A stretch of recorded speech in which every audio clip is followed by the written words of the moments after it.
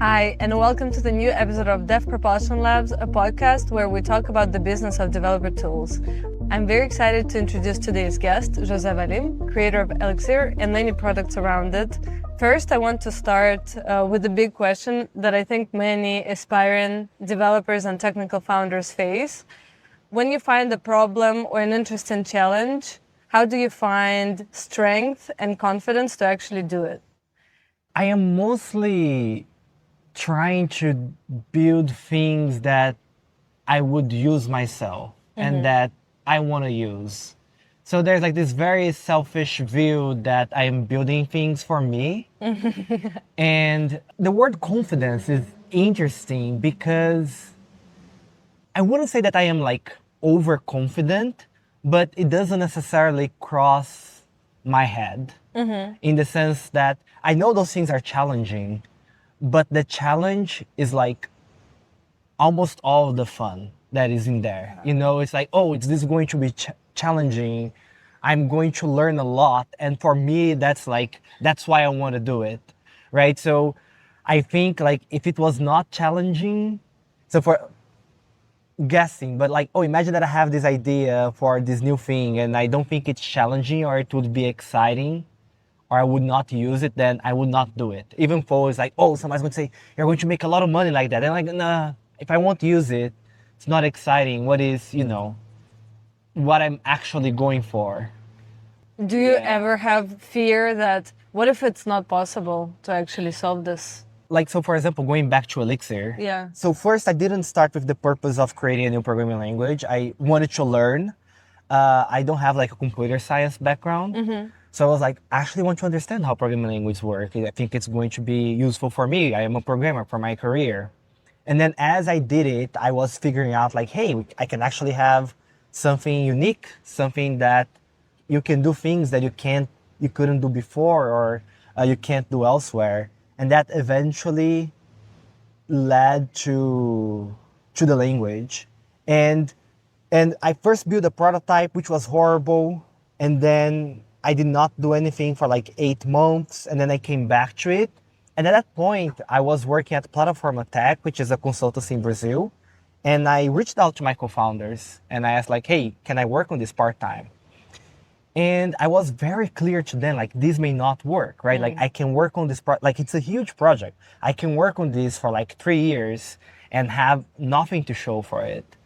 But like when we go back to the things, like I'm doing something that I want, I'm doing something for myself, I'm doing because I'm learning. If it doesn't work, it's fine, right? Because the learning, the experience, the fun of doing that, it's going to be there regardless if it works or not. So building a language, creating a language from scratch is a very challenging business model. Also, it's very hard to get people to adopt your new language. It's very hard to understand the commercial side of things, especially when you're just starting out. Did you think about those things beforehand, or this was kind of like, okay, if I actually manage to do the language, then I'll think about those things? I thought about those things as like difficulties, as challenges, but not necessarily from the point of view of like, oh, we have to think how we are going to solve those things up front. So I knew those challenges were there, but I was not making decisions focused on them. Because for me, it's like, if I'm writing a programming language, and if I'm making decisions, I want to make what are the best decisions for the programming language, the best technical decisions. And of course, adoption is part of the equation. But if you have to balance what I would consider to be the best technical decision and adoption, right, I would stay with the best technical decision. Because otherwise it's very easy for you to just like do the decisions focused on adoption, which, especially when you're early on, like adoption is a lot of guesswork. And then you end up with a lot of wrong decisions, or adoption changes with time. So as an example, like at the beginning when we started Elixir, we were talking like functional programming was a very hot topic, and Elixir is a functional programming language. And that was very useful to adopt Elixir because functional programming languages were a hot topic and Elixir is one.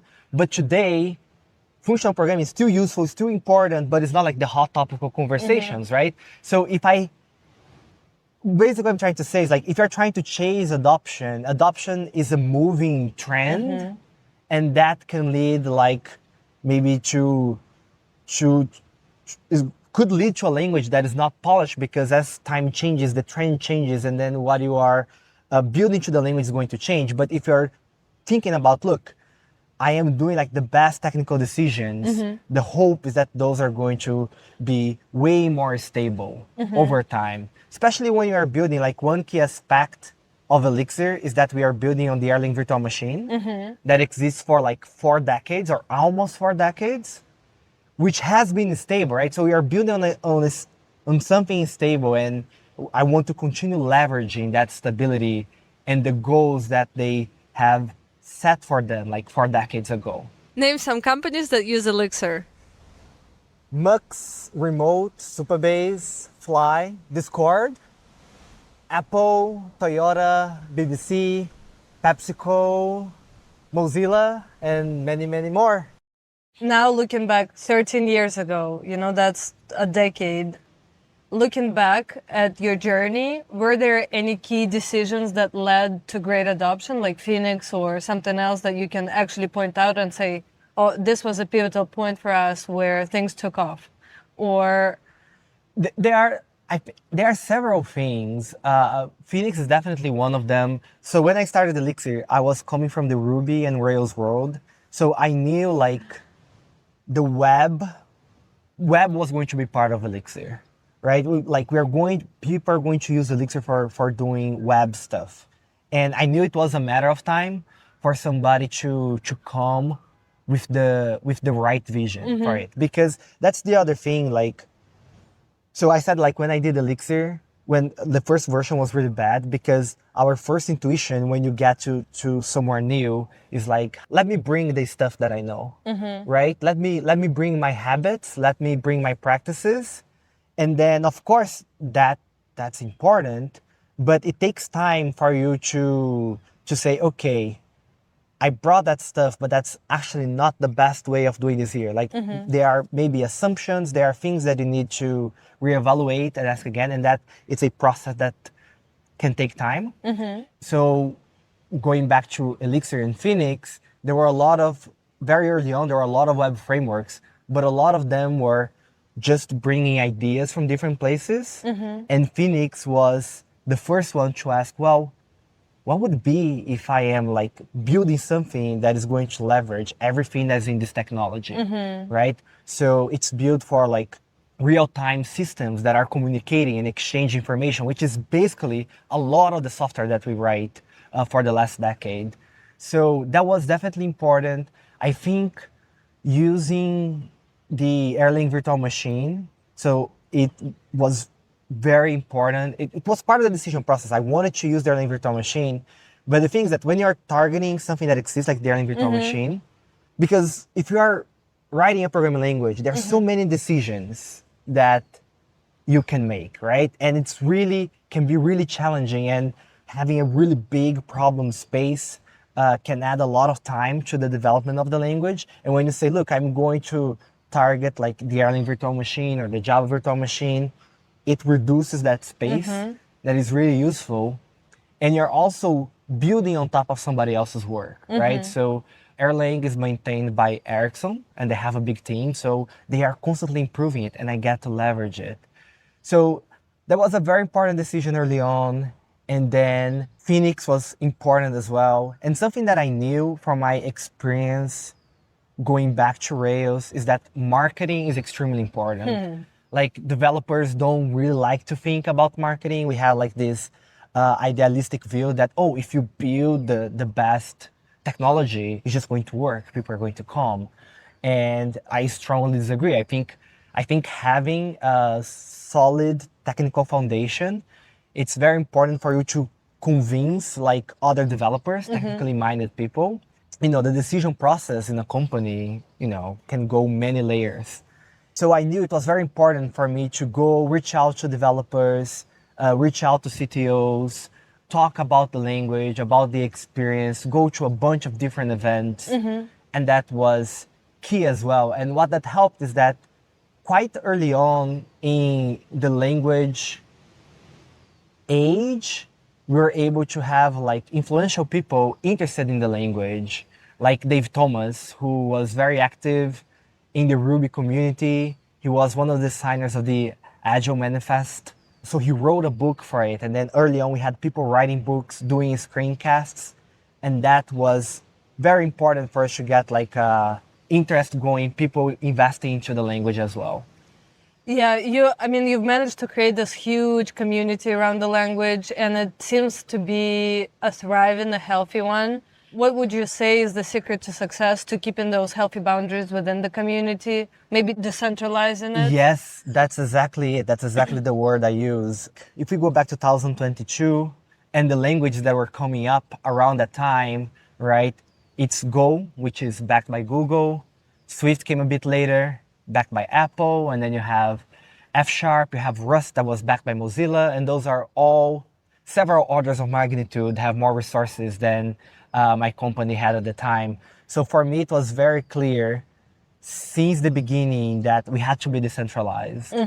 And I try to bake those ideas in how the community operates and into the language as well. So the language design has to be extensible. People should be able to get Elixir and bring to different domains without relying on me or a team to give the direction, to add affordances. So like today, we use Elixir for web, distributed systems, machine learning, data processing, embedded software, right? And some of those, like I have no idea how it works, right? So my job is to make sure that they can get Elixir, that I'm not getting in the way, right? That's the most important thing. I am not getting in the way. The language is not getting in the way. They can go and do what they need. So that's in the language, and also how I think about the community, right? Like, oh yeah, if you want to do embedded, you don't have to ask me, go and do it. You want to do an event, go and run the event. The fewer things I am involved with, for me, it's the better, right? That's where I want to be. And I know there are some things that require, so what I've been working on for the last 2-3 years is a type system, which is very important. And I understand that needs to be like centralized and be part of the language, but that's the exception to the rule. How do you make sure that the language kind of like doesn't get out of control? Like, okay, there's so many moving parts, so many people contributing to it, it's growing, it's evolving. Do you feel that you gotta kind of like control it somehow, or you just let it run where it runs? Yeah, I would just let it run, most likely. So for example, when Phoenix came, eventually I got more involved with Phoenix in particular, but I started talking to Chris and I gave feedback. So sometimes I give like feedback, oh, I would do this thing differently, but I try to be very careful with that. I mean, understandably, it's very easy for people to take what I say and like, oh, that's the way it should be, which for me, it's not honestly fun. I'm way more interested in having a discussion about those things, right? So I try to be careful on how I approach those. I would way more prefer to be surprised than to get something that I'm expecting. When we talk about developer marketing and marketing to developers, I mean, there are certain kind of rules that don't work in developer marketing, you know, that salesy kind of like stuff just doesn't work, right? Do you have a recipe for what does work? So I have this saying, which is, because a lot of when we're discussing technical things, it's very easy to fall back to opinions on the discussion. And I hate that, right? And I like to say, look, if all we have is opinions, I prefer mine, right? That's very easy, right? Like problem solved, right? So when I'm making decisions about the project, about the language, I am making technical decisions where I can pinpoint the trade-offs, right? I'm saying, look, I'm doing this because this is better for this and that compared to those other approaches. And that's my marketing material, right? I can go and say, look, here's why you would want this for these exact things, and here is what you're going to get back. And I can show it to you in many ways because you can see those design decisions in the language or in the projects that I work on. And then if that resonates with you, then, my job is done. So that's how I approach it. And it works really well for selling to developers, right? So I'm good at creating and selling developer tools because the process for me is one. It sounds like Dogfooding is kind of the integral process of creating, right? Like you Yep. need something that you actually would use so you can market it honestly and, showcase the benefits. And also, not necessarily that I use, but also that I would use also works because this is aspect of like me being curious and trying to find different things and then applying that process to new areas, such as like, if you can use Elixir for machine learning, what is going to be the trade-offs there? And that's a whole new area. I can think about the problems there, understand the trade-offs, and then go back and explain. And through that process, build the tool that I would like to use with the rationale of why I would like to use it. Yeah. So analytics is kind of like an unsolved problem in open source. You don't necessarily know how many people use it. Yep. You don't know how people use it. You don't know any bottlenecks, nothing, With the language, I assume it's a bigger it's a bigger problem. It's bigger because all the different ways you can install Elixir, and a lot of them, those are, it's part of an operating system distribution, and we don't have the metrics, we don't have the access. And the other thing that also applies to Elixir and open source in general is that actually most of the traffic is coming from like CIs, from like test servers where everything is automated. So you're effectively measuring how frequently the machines are going for that and if there is a cache somewhere. So it's really hard. And then there are some things that it's not necessarily agreed. So for example, one of the ways that you could measure is like, activity on Stack Overflow. Yeah.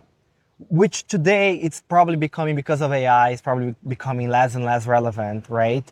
So activity on Stack Overflow, but even then I would say, it's kind of like, if you have good docs or if you have other places where the community can reach out, you're not going to be active on Stack Overflow. So you can be punished for doing a good job, which is not necessarily a good thing. So what I use usually as reference is statistics from GitHub. So how many repositories, what is the activity of commits, pull requests. That's something that gives us like a good idea of where the language is. And then sometimes there are like some surveys. So I think the most popular one's going to be the Stack Overflow survey, where Elixir came up, for example, as the second most loved. They changed the word between editions, but it came out like the second most loved programming language, which is, it's a nice, really nice vibe check. And Phoenix came as the most loved web framework. But for example, even that, like when that came out, of course, I was very happy.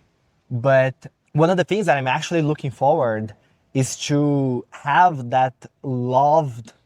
I think the numbers were really high about people who loved it. I actually would like to see it come down, because it coming down a little bit, it means there is more adoption, because I think those are also intertwined. Like at a point, because a lot of people are like, oh, I am at my job doing this thing and I don't like it, right? That's happening because, they are kind of being forced into that position, right? So if you are in a scenario where everything is loved, it's a comfortable scenario, and you need to have a little bit more friction, more tension. But overall, like we can look at some things, can have some indicators, and then other things like macroeconomics can be like, COVID was a boom, and now, everybody for the last 2 years way more skeptical about technology in general. It's not an Elixir thing. It's rough, Do you do anything special to nurture new companies, new startups to start using Elixir in their, writing in Elixir? So we do, in the sense that, so when I started Elixir, so Elixir is like a functional, concurrent, distributed programming language. That's how like some people will describe it, which is not what most people are coming from. It's not what they're necessarily learning at university. It's not why. So since the beginning, it was very clear that, we need to have a really good getting started experience, because it's going to be a learning curve. And if we make things steep when they are not necessary, that's not going to be positive. So we have always worried about concern about that and make sure that the onboarding experience is good and then having good material because, well, okay, maybe a developer is going to get started with Elixir, but what it's about for the company to adopt it and what are the practices. So we also have to be very upfront about that. What are the tools that you can use, how the team is going to use it together. And it's actually interesting because a lot of these became, you could see in the evolution of the language as well. So one of the things that Elixir has, which other languages also have, is like a built-in code formatter. And the reason this thing came to life is because more people are starting to use Elixir, and then the teams, they were starting to fight, like, oh, this is how you should write your code. Yeah. And then people came to me like, oh, tell us how we should write our code. And I'm like, why? It's like, not why, like, I don't get, but like, why me? Like, you know, like, have your team talk to each other and kind of figure out. But everybody was like, no, it should just be a unified thing. So, you know, there are no sort of discussion. And that's something that we added to the language. And for me, it was very clear that it was like a part of the adoption process. As now you have, this was probably almost a decade ago, but as you have like teams using it, you start having requests for different things, for team-centric solutions. And we have always had our ears open to what those pains, what they could be and how we could address them. What are some fun things you got to do in San Francisco? I went to the AI startup school by Y Combinator, which was definitely interesting. Then got to visit Apple. That was fun. There was a great meetup, Ruby Elixir meetup, organized by the Evil Martians and Plant Scale, and to record a podcast. We work with startups a lot. A lot of them are developer tools, and some really loved ones like Supabase, Fly.io, Remote. They're all built on Elixir. Are there any efforts that you pursue when you support teams like that in building on top of it, especially when it means a huge community that onboards onto your language? I think it goes back. So there are a couple of things that we do. So we go back like to the, you know, making sure that the experience in the language is as smooth as it could be, writing materials, still going to events, and that's like a community effort. There's something in particular that I do with my company, which is Dashbit, is that we have this Elixir development subscription program. And the idea is that, well, if you're a company and you're adopting Elixir, whatever technology is very common to have questions, especially when we can answer, like a language can talk about, we can have documentation, we can have guides in the general sense, but when it comes to applying that to the particular domain that you're working on, that's when the questions will start to arise. And so that's something that we do more like hoping to help companies adopt. And like some people would think about it, oh, you know, like, so you are creating a business so you can self-support. For me, it's actually kind of the opposite, because a lot of the times when the client asks us a question, what I would do, and it's the same if somebody asked me on like Elixir forum or anywhere. You can find many examples of this. People ask me a question, and then instead of answering them, I change the documentation. And I point him like, here's the updated documentation. Does that answer your question? And we also use that at work. So a lot of the things, it's really good because we can see where the friction points are. So there are whole open source projects that we created because we saw friction points in adoption when working with those companies. And then we got those and okay, we have to solve it. Maybe it's documentation, maybe it's a series of guides that we have written, maybe it's a new project. As consultants, I understand what you're talking about because we see that same journey over and over again. You know, we understand what could be the more difficult parts of the journey. And as people who it's like changing a tire for the first time versus when you hire somebody who's done it 100 times. You know, it's a very different situation. So I totally understand. And I want to ask something about the current situation? Because right now we're in San Francisco and we're in this bubble that is fizzling with excitement for AI. Everything is about AI. Historically, you've been remote, right? You have never lived in San Francisco, right? Or maybe No, yeah. Do you feel the pressure of this, I would say, technology front emerging, or even the way the technology is built is transforming? Does it affect Elixir in particular? I understand that you have a new product, Tidewave, in this space, but speaking of Elixir specifically, do you feel that pressure? Yeah, so I think that's a really good question. And I don't necessarily feel pressure, but it has been so interesting in that people, they have concerns is not the correct word, but there's like some anxiety in general, not really about Elixir. So when we started doing things more related to AI, like Tidewave, a lot of people actually reached out to me. I was not worried about this. I was not feeling this pressure. But people reached out to me like, oh, thank you for doing this. And the reason was not like because they were happy with the project, but because them seeing that people like me and Chris McCord, we are not dismissing AI, gave them like some insurance, which is it's a very interesting feeling. I usually not like, based on everything we're talking about, like, about Elixir being decentralized, I don't really like leadership. I understand that people look at me in a position of leadership. I understand that what I do is going to affect their work and their day-to-day. But the whole point is that you should not depend on me, right? As a community, like the community should be bigger than any person in that community, right? If it's not working like that, it's because something is wrong. So I usually, like, when people are asking me like, how should I do this? I'm like talk between yourselves and figure it out. Like, I don't know, like I may not have the best answer. And this was one of the times where I felt the opposite. I was like, I understand my position of leadership, and I felt that I was actually bringing value and comfort, not in a way that like I'm being a clutch that's being relied on, but helping, you see what I mean, right? Yeah. So that was kind of a new recent experience for me. But yeah, like with everything happening with AI, there's still a lot of questions, but I don't feel pressured.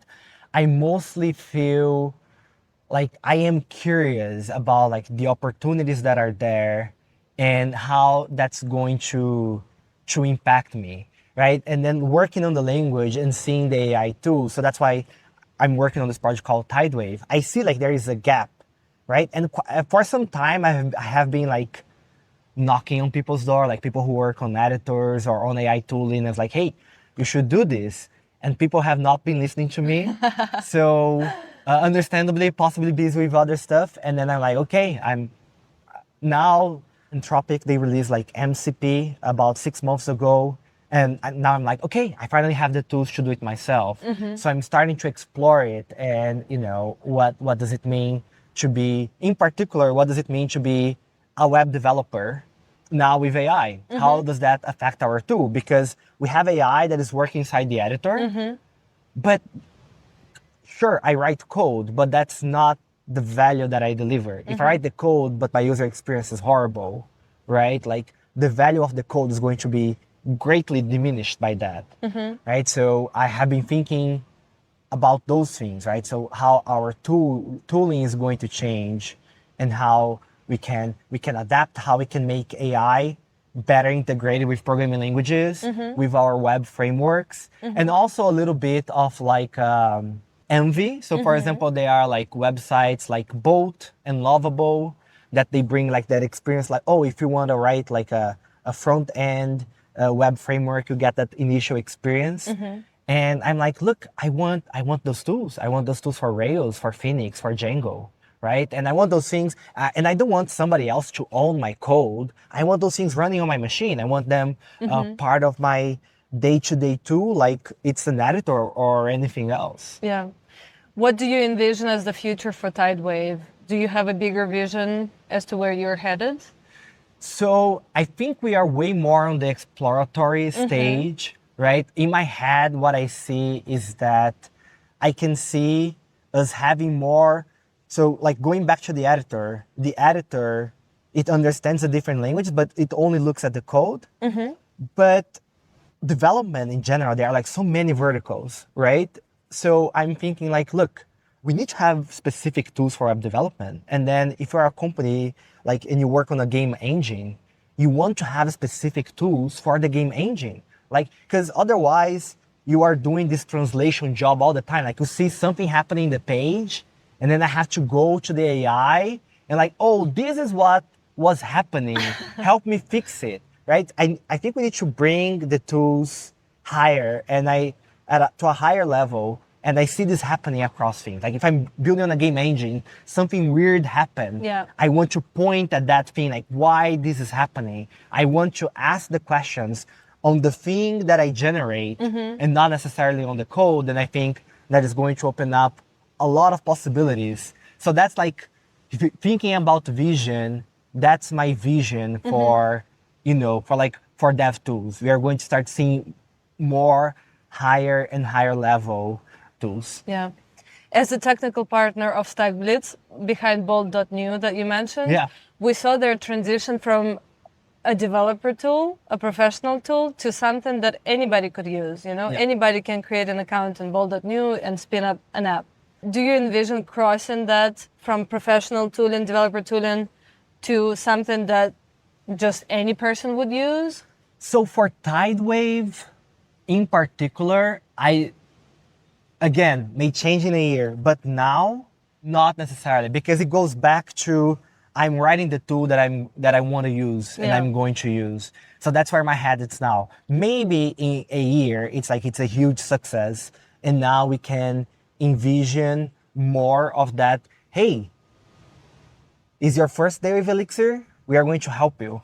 But at the same time, like today, it was actually announced Phoenix.new from Chris McCord and from Fly, which brings that experience. So you go, you sign up, and then you have this remote environment where you just start writing your Phoenix application. And the best thing about it is that, so it has a whole remote environment, but it really understands Phoenix and what makes Phoenix great. So we were at Elixir Conf about 2 months ago, and we were demoing it.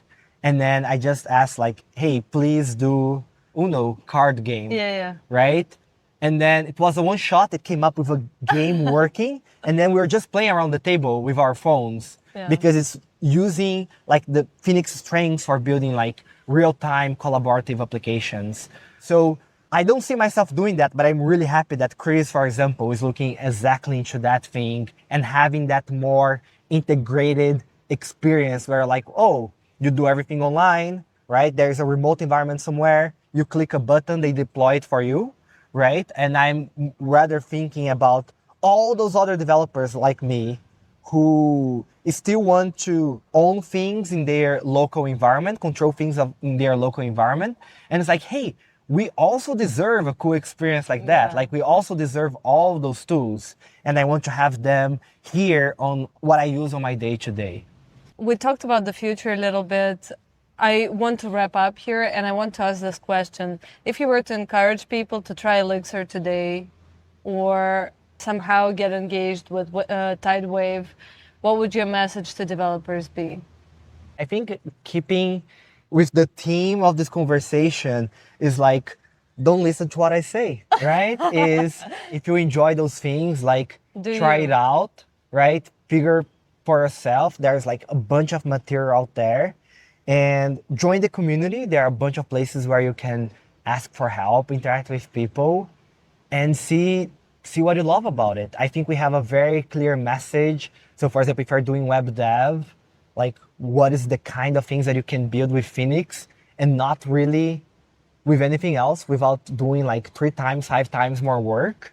If you want to feel productive, building anything that is real-time, collaborative, go for it. And just one parenthesis, like the nice thing about the real-time collaborative, so here everybody talking about AI, my friend said that I should come with a t-shirt that said, Elixir is the best programming language for building AI agents, and then like ask me why. And the reason for that is exactly because agents, they are real-time collaborative, right? They are all those machines running, right? and communicating between them, exchanging information, right? And sometimes communicating with the user, right? And then if you're building this in any technology, there's so much infrastructure you have to bring to make that work. You have to bring the message queues. While with Elixir, everything just talks to each other. It's part of the language. So if you are in that space, I think you're really going to enjoy it and have a great experience. And my last question that I ask every single guest, it's called a warm fuzzy question. And the question is, what makes you feel great about what you're doing right now? Yeah, it's way more internal what makes me feel great. It's more, again, going back to that, in a way, selfish thing, like I am like satisfying my curiosity and satisfying my appetite for learning, right? I feel like when I'm at an event, like people ask me like, hey, like, how do you feel like all these people being here, right?